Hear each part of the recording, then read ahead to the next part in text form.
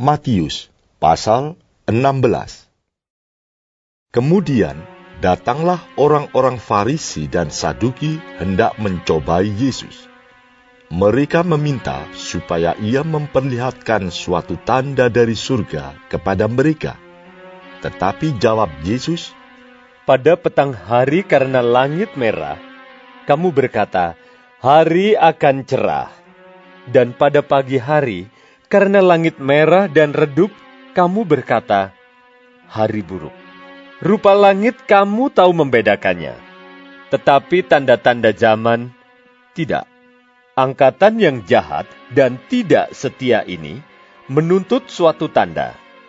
Tetapi kepada mereka tidak akan diberikan tanda selain tanda Nabi Yunus." Lalu Yesus meninggalkan mereka dan pergi.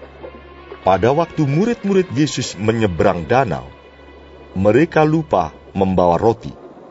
Yesus berkata kepada mereka, "Berjaga-jagalah dan waspadalah terhadap ragi orang Farisi dan Saduki."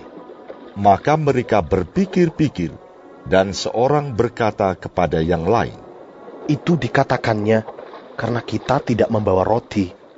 Dan ketika Yesus mengetahui apa yang mereka perbincangkan, ia berkata, "Mengapa kamu memperbincangkan soal tidak ada roti, hai orang-orang yang kurang percaya?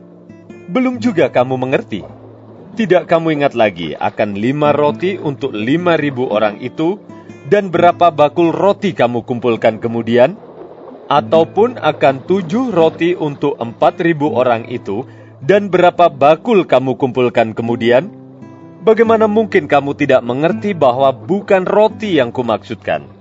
Aku berkata kepadamu, waspadalah terhadap ragi orang Farisi dan Saduki."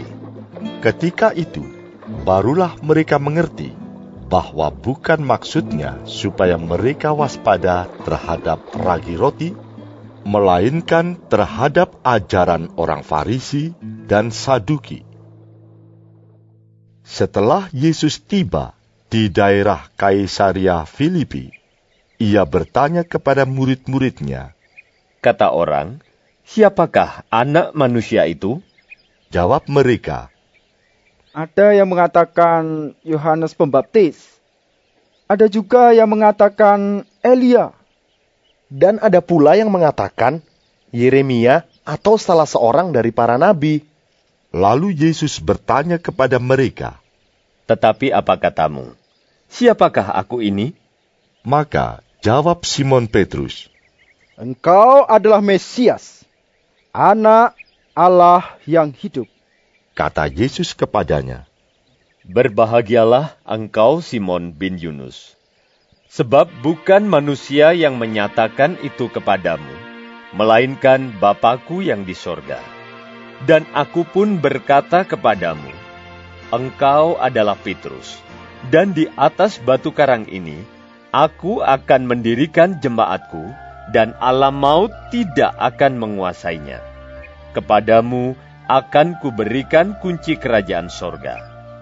Apa yang kau ikat di dunia ini, akan terikat di sorga, dan apa yang kau lepaskan di dunia ini akan terlepas di sorga. Lalu Yesus melarang murid-muridnya supaya jangan memberitahukan kepada siapapun bahwa ia Mesias.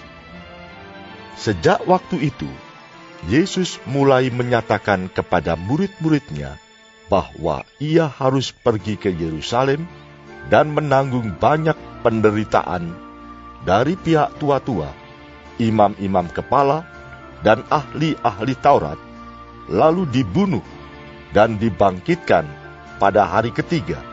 Tetapi Petrus menarik Yesus ke samping dan menegur dia, katanya, Tuhan, kiranya Allah menjauhkan hal itu. Hal itu sekali-kali takkan menimpa engkau. Maka Yesus berpaling dan berkata kepada Petrus, Enyahlah iblis, engkau suatu batu sandungan bagiku. Sebab engkau bukan memikirkan apa yang dipikirkan Allah, melainkan apa yang dipikirkan manusia. Lalu Yesus berkata kepada murid-muridnya, Setiap orang yang mau mengikut aku, ia harus menyangkal dirinya, memikul salibnya, dan mengikut aku. Karena barang siapa mau menyelamatkan nyawanya, ia akan kehilangan nyawanya.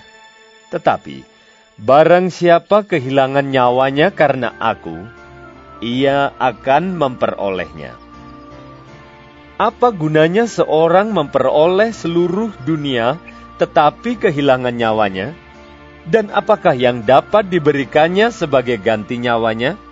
Sebab Anak Manusia akan datang dalam kemuliaan Bapanya diiringi malaikat-malaikatnya. Pada waktu itu, ia akan membalas setiap orang menurut perbuatannya.